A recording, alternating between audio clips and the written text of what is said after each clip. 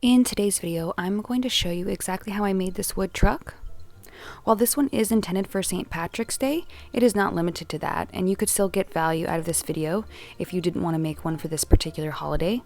You could apply the same first few steps, paint it any color that you want, and just change out the contents of the back to use for any holiday or season that you prefer.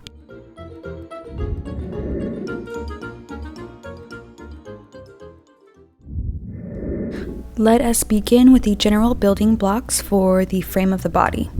All of these items were purchased at Dollar Tree, starting with these 2 flat truck signs, these 2 wood pallets, 1 box crate, and this undefined wood item labeled as decor on the tag. What do you think? Mailbox looking drawer? Item X? Sure. Later I also ended up needing 2 of these different style of pallets, as well as a 4x6 canvas that will show up on screen later. If you can find any wood truck signs that are blank, that would save a lot of time and eliminate this step. But I can't seem to get my hands on such a thing, so I've got to make do here, and I'm going to start by removing these watermelons from the back, and then I'm going to sand off some of the paint. You could do this with any saw or cutting device and some regular sandpaper, but I use this random tool I have called a DREMEL because anything else would have fatigued my hand, and I'm still recovering from a hand injury. I could have painted over this, but I knew the texture of the 25-cent watermelon writing and the glitter would still come through, and I wanted it to look as good as possible, so I spent the extra time trying to remove it, and I must say I have never encountered such a strong glitter paint. It did not want to come off. Normally after I sand something, I'll just skip the priming process and jump right into the painting, but I'm actually making this as a gift for my grandpa for his birthday, so I just don't want to take any shortcuts, and I'm going to go coat this with some white primer. Once the primer was dry, I went ahead and painted both of the truck signs with some green paint, and off screen I went ahead and painted the crate and the pallets with a gold spray paint. At the same time, I was also painting one of these little canvases, as well as 2 of the other different styles of pallets, but they just didn't quite make it into the camera frame. Oops. At least there's proof they were at the party. Now, once all those pieces are dry, we can figure out how we are going to assemble this.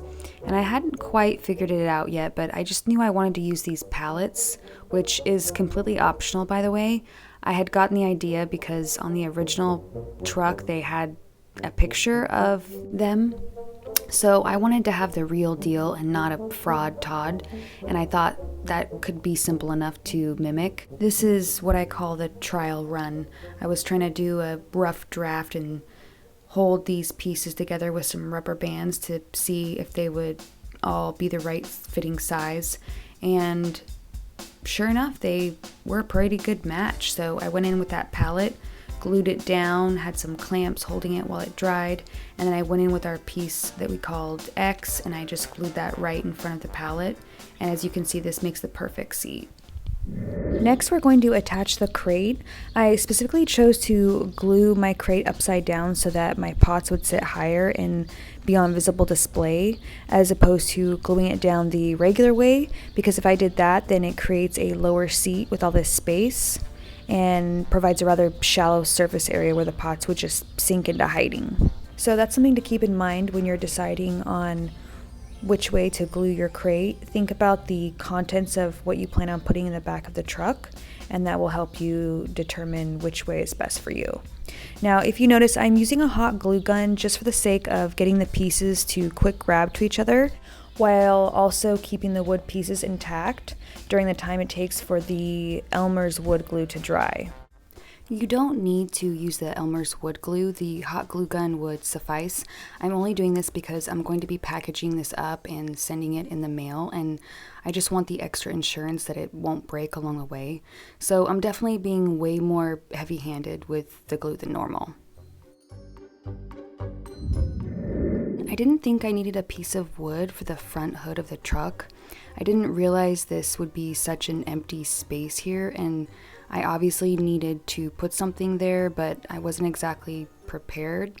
So I just went ahead and grabbed this wood box I had from Dollar Tree. I pulled out the drawer, tossed it aside, and it wasn't big as I needed it to be, but I don't have time to search and wait for that perfect fix. So I decided to look for anything that could serve as a place filler in between it. And I had these wood cubes that were too small, yet they seemed to be the right width that I was trying to fill. So I tried to see if I could make do with them, and when I put the other truck sign on top of them, I was beyond elated with the result because it actually worked. Next, I wanted to cover this empty space back here, so I went and grabbed a moss sheet that I got from the garden section of the dollar store, and I just trimmed it down to size and glued it on the back with my glue gun. I wanted to make a sign for the side of the truck, and because I don't have one of those fancy Cricut machines and I don't have good handwriting, I just went and grabbed some letter stickers. And while they weren't the right color, I didn't want to give up on them because I really wanted the font. So I just took a black Sharpie and colored them with the black Sharpie before I peeled them off and laid them down on a piece of paper. And then for some unknown reason, I tried to draw the 4-leaf clovers that I wanted to put on the sign before quickly realizing, you can't draw, what are you doing? Okay, so I went and printed some off the computer and cut them out and put them on top of my failed attempt. I don't know why I thought I could draw a 4-leaf clover, because I can't, but you know what I can draw? I can draw a circle. Not a very good one, but it's good enough to get this job done. And I just outlined where I wanted to fill in some black paint for the wheels. And then I went to go work on the pots of gold. The pots of gold spiraled into their own side plot that could have had a solo episode and eventual spin-off series. I could only fit 2 full pots of gold in the back of the truck. I really wanted there to be at least 3, so I just took the third one and cut it in half, and you'll see that shortly. Now, I filled them all with felt because I only had 1 bag of coins, and I wanted to make that last and stretch amongst all 3 pots. After I started gluing them, I realized, okay, these are sinking, and I didn't want to put them inside the truck until I knew that I had them perfect, so I just tested it out. I put them inside to see how they would look, and they just were not visible. I wanted them to look like this. This is the vision I had in my mind, and so I realized, okay, they need something to go behind them to kind of prop them up and face them forward. So I grabbed some of these gems. These are from the dollar store, and I just glued those behind them to kind of propel them forward and hold them up. And obviously they weren't the right color, so I had to go in and hand paint them with some gold paint. It was fine. But treasure at the end of the rainbow shouldn't be fine. It should be overwhelmingly majestic. Luckily, I know just who to call for this job, and that's Tube Confetti. You can get this at the dollar store. It never disappoints me. I always stock up on it. It's my favorite thing. It has never let me down, but there's a first for everything, so I'm gonna go behind it with some glitter just in case. I should have left it alone. But glitter, as we know, gets everywhere. And I was trying to be responsible by sealing the glitter with a glitter sealer to prevent it from spreading. Without thinking, I just sprayed it and it comes out clear. Everything looked fine. I left it out to dry. I came back the next morning, and when I revisited the scene, I remembered why I don't use glitter sealer. Because it leaves a white mask sheen behind that darkens everything into oblivion. We were out of time. So what are we gonna do now? Other than go over it with more of the same to cover up the mishaps. That was ultimately the only option that we had left. I did try to paint them gold first before redoing them, and it looked even worse, so I ended up having to just oversaturate the pots with more of this tube confetti, and I used a flake glitter instead of the fine glitter. The truck was starting to look a little messy, so we gotta hide some things and tidy up. I'm gonna take a 4x6 canvas that I had painted green from earlier, and I'm also gonna take some of these wood scrap pieces from one of these wood craft kits. These are at the dollar store, and they are just so good to stock up on because they come with a bunch of miscellaneous pieces of wood that are perfect for all kinds of craft projects. So I stole the square piece out of there for the bottom of the truck, and that's about as much as I need to cover on the bottom of the truck. And now I'm going in on the back because we have some glue exposed there, and they happen to have these small rectangular pieces that will cover that perfectly.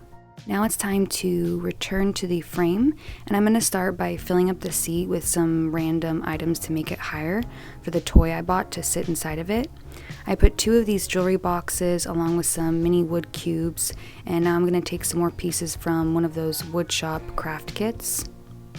I took 2 of the squares to throw on top of these items just to level it out. And once I glued those down, I went and found some miscellaneous pieces from my garage to put right in the center because I want to create a dashboard, and I just needed a little skinny filler piece of wood. I then took 3 thumbtacks and I hammered those into those pieces of wood because I'm trying to create an arch or angle shelf for this piece of wood to rest on. And then I just went ahead and covered all of that with some scrap fabric.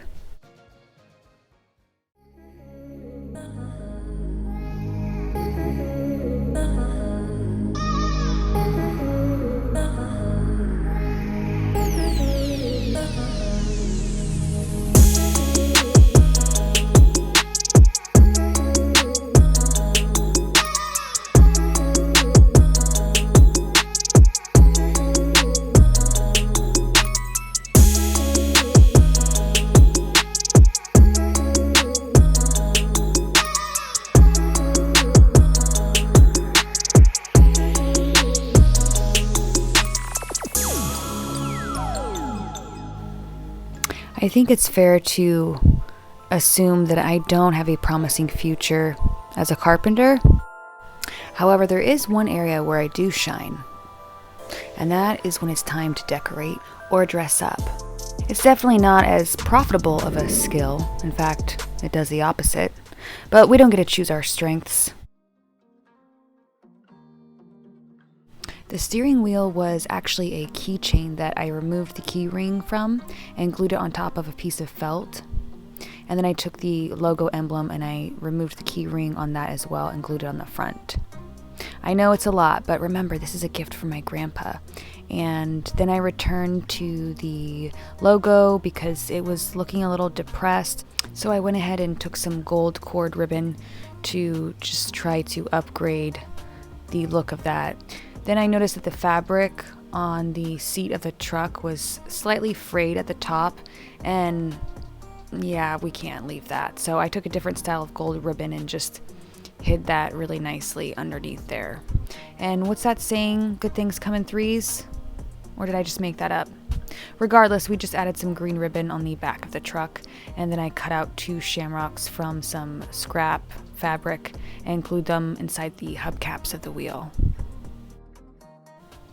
Then I ended up closing up the back of the truck with some of those wood scrap pieces from that wood craft kit from earlier. Then I covered that with felt, and then I took a cutout of a saying on a cupcake liner, glued that on the back, and because I can't help myself, I had to add a little bit more ribbon. I was trying to wait as long as possible before adding the pots of gold because I was so nervous about messing them up again. And then once I glued them in the back of the truck, I still got nervous that they were gonna possibly shift around in there. So I decided to take a bunch of these moss stones from the dollar store and just glue them down inside the truck next to all of the pots to serve as like cushions or pillows to keep them from shifting around inside of the truck. And then I felt like we needed a rainbow, so I went and grabbed this rainbow from a headband. This is also from the Dollar Tree. And then I just attached some toothpicks on the back of it so that I could get it to actually sit nicely in the back of the gold. And then I just felt like we needed to clarify that this was for St. Patrick's Day, even if it wasn't already clear. And I was out of time, so I just typed it on the computer, printed it out, cut it, and put it on that ribbon. And then I also took some of these clover toothpicks from a cupcake holiday treat kit and threw them in the back. Whenever I make a gift for a friend or family member, I always try to have at least one wow factor in the mix, as well as one thing that makes it custom or personalized just for them. And my grandpa just so happens to really love Snoopy. So I went ahead and found a figurine of him online that would fit inside the truck. And I attached him with some Velcro fasteners because I wanted to give him some freedom to move him around if he wanted to. And then it occurred to me that if Snoopy actually found a bunch of gold at the end of a rainbow and was going to be driving a truck full of it around, he would never do so by himself. He would absolutely want to be in the company of Woodstock, because that is his go-to buddy to have with him whenever he wants to celebrate a holiday or go on an adventure.